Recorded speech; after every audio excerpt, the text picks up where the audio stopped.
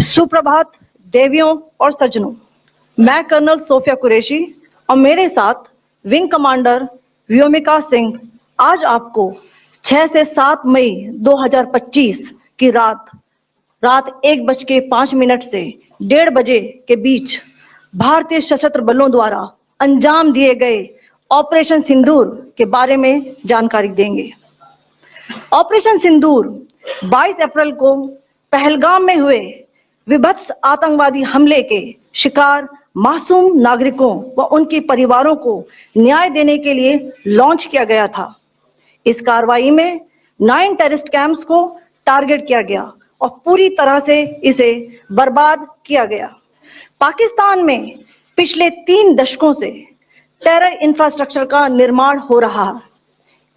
इसमें recruitment, indoctrination centres, training areas व launch pad शामिल थे, जो पाकिस्तान और पाक अधिकृत जम्मू कश्मीर POJK दोनों में फैले हैं।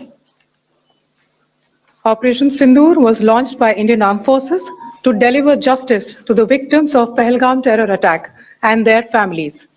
9 terrorist camps were targeted and successfully destroyed. Over the last 3 decades, Pakistan has systematically built terror infrastructure. It is a complex web of recruitment and indoctrination centers, training areas for initial and refresher courses, and launch pads for handlers. These camps are located both in Pakistan as well as Pakistan occupied Jammu and Kashmir areas. Some of the well-known training camps are located, as you can see on the screen. They are distributed from Savai Nala in the north, counting to approximately 21, ending at Bhagalpur to the south. इन लक्ष्यों का चयन विश्वसनीय intelligence सूचनाओं के आधार पर हुआ ताकि आतंक गतिविधियों की रीढ़ तोड़ी जा सके, और यह खास ध्यान दिया गया कि निर्दोष नागरिकों और सिविलियन इंस्टॉलेशन को नुकसान न पहुंचे। The selection of these targets for Operation Sindoor was based on credible intelligence inputs and role of these facilities in perpetrating the terror activities. The locations were so selected to avoid damage to civilian infrastructures and loss of any civilian lives. This was done with due diligence, and the camps selected for targeting and their engagement will now be shown to you one by one. POJK के target आपको बताना चाहूंगी। सबसे पहले सवाई नाला camp Muzaffarabad, जो कि POJK के लाइन ऑफ कंट्रोल से 30 किलोमीटर दूर है। यह एक लश्कर-ए तौयबा का ट्रेनिंग सेंटर था। 20 अक्टूबर 2024 सोनमर्ग, 24 अक्टूबर 24 गुलमर्ग, 22 अप्रैल 2025 पहलगाम, इन हमलों के आतंकियों ने यहीं से प्रशिक्षण लिया था। सैयदना बिलाल कैंप मुजफ्फराबाद, यह एक जैश-ए मोहम्मद का स्टेजिंग एरिया है। यह हथियार, विस्फोटक और जंगल सर्वाइवल ट्रेनिंग का केंद्र भी था। गुलपुर कैंप कोटली, यह LOC से 30 किलोमीटर दूर था। लश्कर-ए तौयबा का बेस था, जो रजौरी, पुंछ में सक्रिय था। 20 अप्रैल 2023 को पुंछ में और 9 जून 2024 को तीर्थ यात्रियों के बस हमले में यहीं से आतंकी को ट्रेन किया गया था।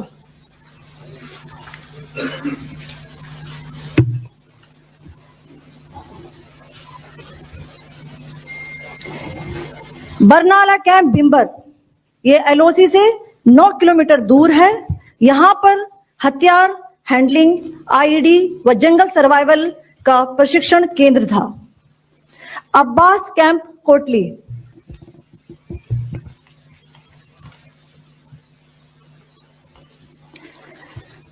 यह LOC से 13 किलोमीटर दूर है। लश्कर-ए तौयबा का फिदाइन यहां तैयार होता था। इसकी कैपेसिटी 15 टेररिस्ट को ट्रेन करने की थी।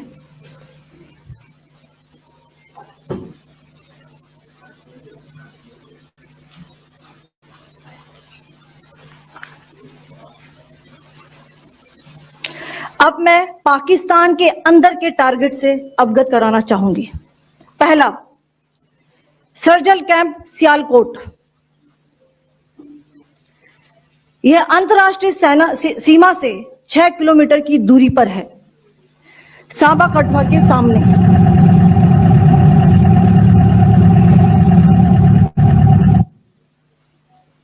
मार्च 2025 में जम्मू एंड कश्मीर पुलिस के 4 जवानों को की जो हत्या की गई थी, उन आतंकवादियों को इसी जगह पर ट्रेन किया गया था। दूसरा, महमूना जाया कैंप सियालकोट। यह 18 से 12 किलोमीटर आईबी से दूर था। हिजबुल मुजाहिदीन का बहुत बड़ा कैंप था। यह कठुआ जम्मू क्षेत्र में आतंक फैलाने का नियंत्रण केंद्र था। पठानकोट एयरफोर्स बेस पर किया गया हमला भी इसी कैंप से प्लान और डायरेक्ट किया गया था। मरकज ताइबा मुरीद के, यह आईबी से 18 से 25 किलोमीटर दूरी पर है। 2008 के मुंबई हमले के आतंकी भी यहीं से प्रशिक्षित हुए थे। अजमल कसब व डेविड हेडली भी यहां ट्रेन हुए थे।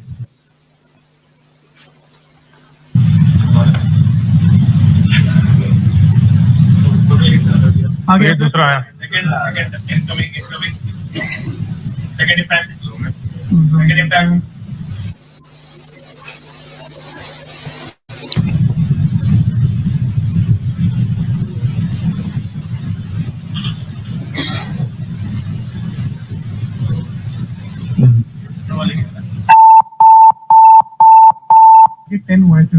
टारगेट 10 हुआ, एंक्लोजर सेम ही है।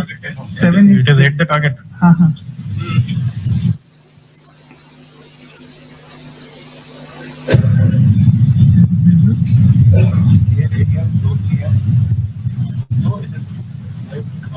तीसरा आ गया सर।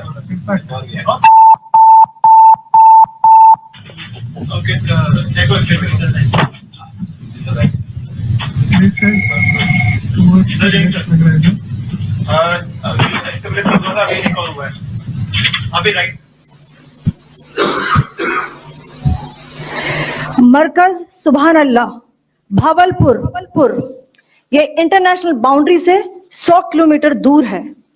जैश ए मोहम्मद का मुख्यालय था। यहां पर रिक्रूटमेंट, ट्रेनिंग व इंडोक्ट्रिनेशन का केंद्र भी था। शीर्ष आतंकी अक्सर यहां आते थे। मैं आप सबको बताना चाहती हूं कि किसी भी सैन्य ठिकाने का निशाना नहीं बनाया गया और अभी तक किसी तरह की नागरिक क्षति की रिपोर्ट नहीं है। धन्यवाद। जय Hind. Ladies and gentlemen, friends in the media, I ask your indulgence today in view of the fact that this is still an evolving situation. We will therefore not be able to take questions and answers today, but we will come back for more updates and more briefings shortly. Thank you all very much for joining us this morning. Thank you. Jai Hind.